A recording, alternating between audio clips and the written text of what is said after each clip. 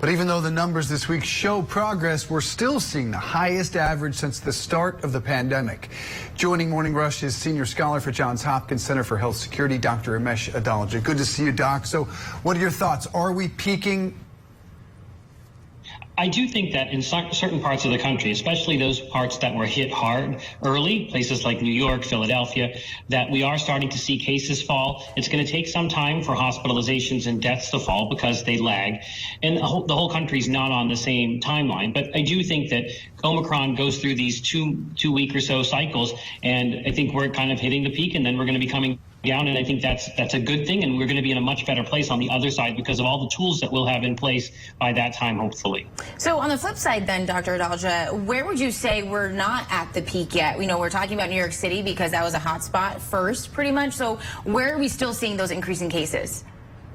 More the western half of the country, if you kind of talk in big generalities. So it's places where Omicron landed last or landed later than it did in places like New York. And that also includes many rural areas. So there's going to be several weeks of struggle at some of these hospitals where they're worrying about capacity concerns. And that's going to be something that we see play out. But again, even in those places, they're still going to go through their cycle. And the key thing here will be supporting those hospitals as they get through these rough times.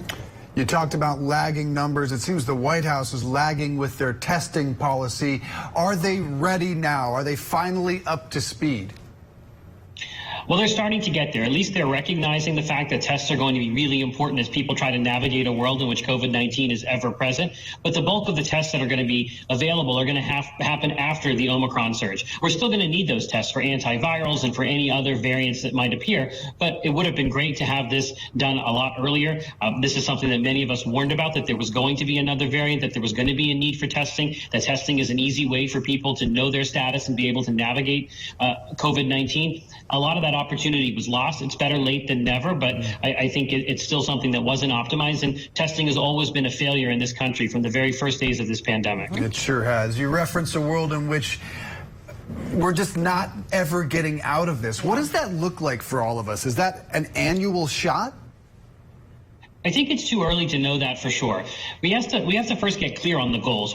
Is our goal to prevent serious illness, hospitalization, and death? If that's the case, our current vaccines are holding up really well in terms of protecting healthy people from severe disease. And then for those people who are at higher risk, we're giving them boosters, encouraging them to get boosted. We have certain monoclonal antibody products for them as well.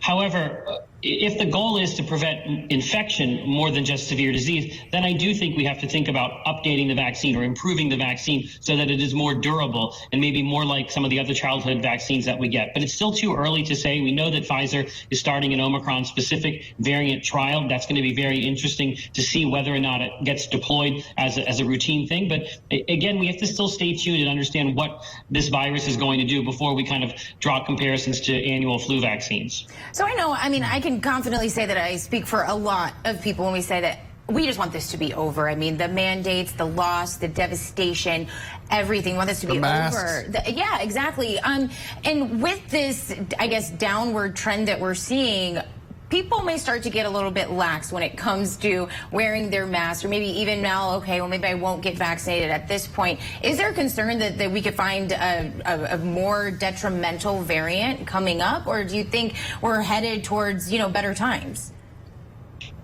Always going to be the case that this virus makes new variants. That's what coronaviruses do. And this virus is going to mutate in order to be able to reinfect us, just like many of its other family members do.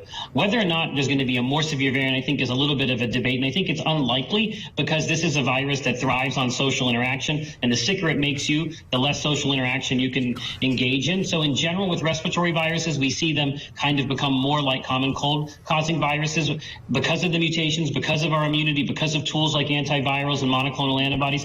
But I think it's important to remember that we're still going to have a baseline number of cases, hospitalizations, and deaths. And people are going to increasingly have to learn how to navigate a world in which there's going to be a non-zero risk of COVID-19. And that's sort of going to end up becoming a lot of individual preference as we get into the endemic phase. That there's going to be tools, there's going to be recommendations, but not everybody's going to necessarily want to adopt them. They sure are not. Dr. Ramesh Adalja, Johns Hopkins, always great to see you, sir. Thank you.